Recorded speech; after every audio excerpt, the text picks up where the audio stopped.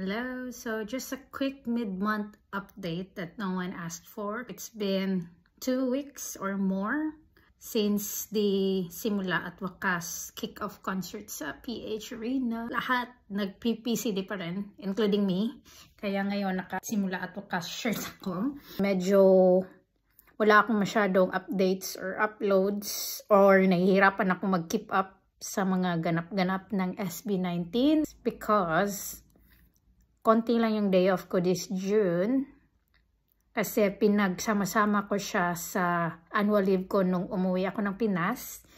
And ngayong July din, di ba, aalis ako. So, nilagay ko din doon yung ibang day off ko. Late ako sa mga lapag ni Ofifi. Late din ako sa pag-upload ng vlog. Ang dami ko pang pending. Yun lang yung update ko for now. Looking forward sa North America tour. Kaya tiis-tiis nga lang ako sa konting day off ko this June. Kasi naisip ko na lang para to. Kita ko silang ulit at pang SBSB na lang din.